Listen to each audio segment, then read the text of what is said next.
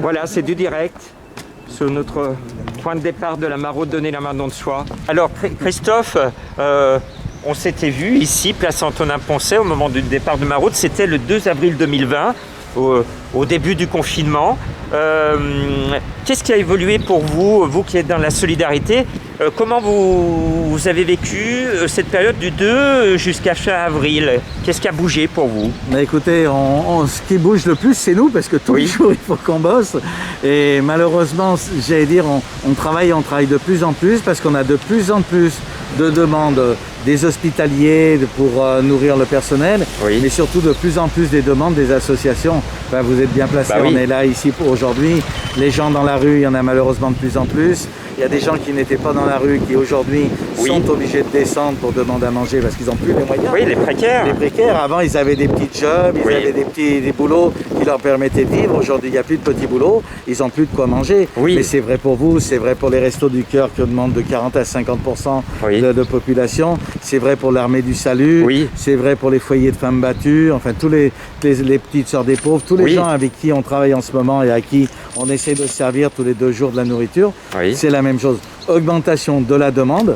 Et nous, malheureusement, on commence à avoir une baisse très certaine des dons de nos fournisseurs. Parce qu'on donne de la nourriture, parce que nous, on nous donne les matières premières, on les travaille gratuitement. On achète un peu de matières premières, mais c'est surtout ce qu'on nous donne. Et les DLC courts, tout ce qui était à l'époque, au début, ont été donnés. Et aujourd'hui, on a de moins en moins d'approvisionnement en matières premières. Donc de plus en plus de demandes et de moins en moins de dons de matières premières. Et ça nous pose d'énormes problèmes. On est obligé de mettre de l'argent de notre poche pour pouvoir acheter des produits, pour les transformer, pour les donner. On s'est retrouvés finalement plusieurs à se poser la même question, c'est-à-dire qu'est-ce qu'on pouvait faire pour aider les autres, notamment évidemment ceux qui sont dans le besoin, ceux qui sont à la rue, parce qu'on a l'impression qu'il n'y a plus personne à la rue, ce qui est totalement faux. Donc via les maraudes. Alors moi je veux vous dire, moi j'ai une micro-entreprise dans l'humanitaire, elle est à zéro comme plein de micro-entreprises. Moi ce que je crains, c'est que les micro-entrepreneurs où tout repose sur leurs maigres épaules, ils vont pas s'en sortir, ils vont pas s'en remettre et on risque d'avoir un tsunami de gens qui vont se retrouver à la rue d'ici l'hiver prochain et on va devoir faire face à encore plus de sans-abri. Est-ce que vous partagez ma crainte? Bien sûr, aujourd'hui il y a des gens qui sont en respiration artificielle, économiquement, je parle, mais c'est pour faire une image. Et on essaie de les dire, et on a dit on enlève les charges sociales, on enlève les loyers, on les enlève pas, on les repousse. Donc quand il faudra payer le loyer normal, plus le loyer de retard, plus sur une activité qui aura redémarré à moitié ou un quart ou 3/4, on verra bien. Mais si on est déjà à la moitié, ça sera déjà bien, on n'y arrivera pas. Les gens étaient en difficulté à payer leurs charges sociales avec leur activité.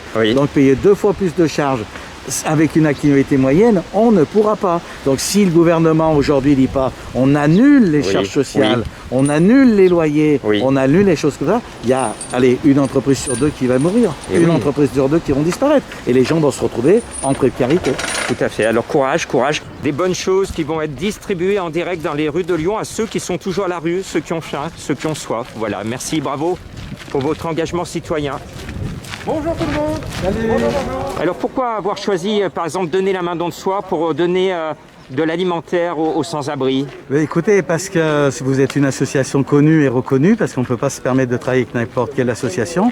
Nous, on est des restaurateurs, des hôteliers, des fournisseurs de denrées alimentaires sur Lyon.